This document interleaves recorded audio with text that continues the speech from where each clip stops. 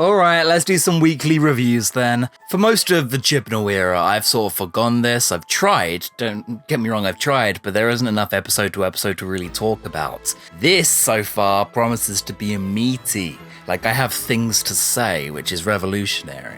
So time to do the thankless but admittedly fun part of fandom and whittle down an episode that just came out a couple days ago. Doctor Who Flux Part 1, The Halloween Apocalypse You Cannot Advance HD 1.5 Remix is an experiment of form, and you're either in or you're out. And that's quite exciting.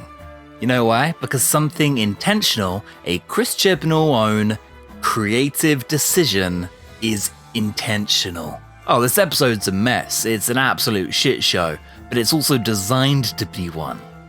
It's a bold strategy, Cotton. Let's see if it pays off for him.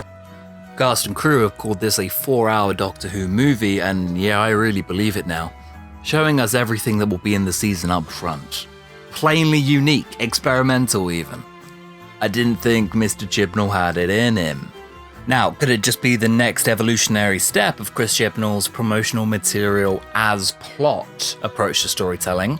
Maybe, but we'll see how it unfolds. I would also like to apologize to Chris Chibnall once again. I called him Crispnall on social media, and the next day he quit his job and left Doctor Who, and I can't help but feel a little bit responsible.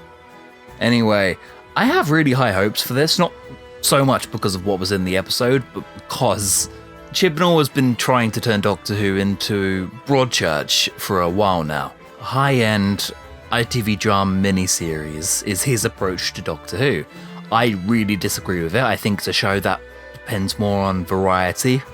A near anthology series about going anywhere and anywhen, where budget is an important factor, means honestly give me quantity over quality any day. But embracing the limitations of COVID-19, the BBC are delivering the polar opposite this year. And yes, an obligatory part of me will still be weeping that we're only getting 6 episodes. But I'm excited because now Chris has his wish and has the format exactly how he's wanted it, probably all along. What if we're about to get Apex Chibnall? Quite an image, quite a stark image, I know. This is the peak male form. And this isn't the first we've seen this attempted. I think some of these bigger stories with globetrotting like Spyfall, Revolution, Praxeus have all had the same muddled ambition. Spyfall in particular could have been its own 6-part series. Now he's got a block of television that may complement that approach to Doctor Who. And I'm really happy for him, as long as it doesn't become the norm. One big story written by one man. And Alderton. Impressions. Honestly, it's hard to think about anyone except Carvin Easter, or as I like to call him, really tall dog. Luparia are an excellent idea, so much so that he kind of dialed out everybody else in the episode. Is that fair? After one episode, for everyone to be saying that Jodie Whittaker has found her doctor, resolved all the issues in characterization, that Yaz has a deep personality now, and Dan is their favourite character to ever exist, I think this is a bit presumptuous. There's really not much on screen that advances any of these characters. Dan is serviceable. I'll keep an eye on Dan. I tried watching John Bishop stand up once and I turned it off literally after the first joke. That's not an exaggeration, by the way.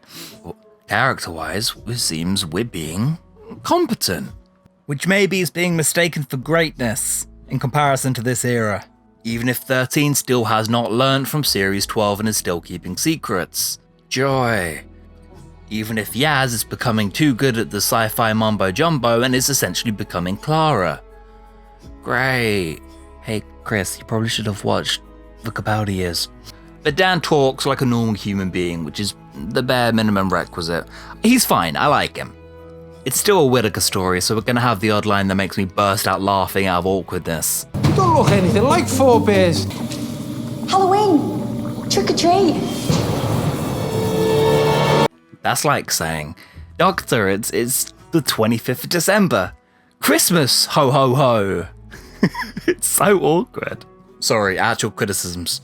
I won't fault it for being top heavy because that's clearly its intention. The ending made that so brilliantly clear. I think maybe I got overwhelmed by the number of different alien designs. The fact that there were 2 or 3 different swarm people really confused me. That was a straight up different design, right?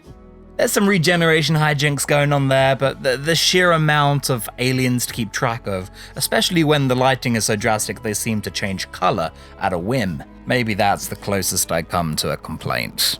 That's pretty good, all things considered. But there's aliens, and then there's alienating, and I think this episode for the casual audience is going to be incredibly alienating. As much as I appreciate the shaking up of the status quo, let's use Dogman as a good example. I love this fella, but you also have to remember, you and I are quite deep into this show by this point. If the casual viewer, who I always have to think about their perspective on, I reckon the first time this samurai pooch enters the frame, a lot of people would have turned over channels. And that's not even to say it's a bad design, it's just so audacious that it could only come from Doctor Who. But then I think about the way that part 1 of this 6-part story has presented itself, with just random elements happening, all these different players from around the Doctor Who universe. What is a new viewer meant to think about all of that? It's a different kind of TV narrative, but one that has definitely alienated a lot of people I've spoken to who aren't on Twitter talking about Sacha Dhawan and the Candyman. The Halloween Apocalypse was the gleeful bag of bullshit. Quite a nice looking gleeful bag of bullshit, that. Rachel Talale has been roasting some of the effects, like how do they get past quality control? Have to agree, especially here, and here. Ugh.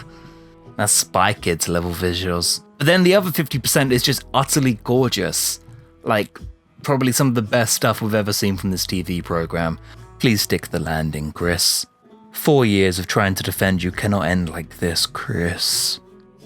Great cliffhanger, some more tired references to the past, a fuck ton to resolve. Hang on, this sounds a bit like where I was last year.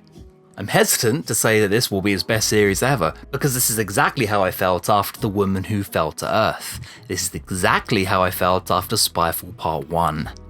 Don't get me wrong, Chris is great at setting up disparate elements, but actually sticking the landing on these is something I'm not sure we've seen from him since Exit Wounds, Torchwood Series 2. Even if it will completely fly over a casual audience's head, it seems I am yet again giving this man the benefit of the doubt.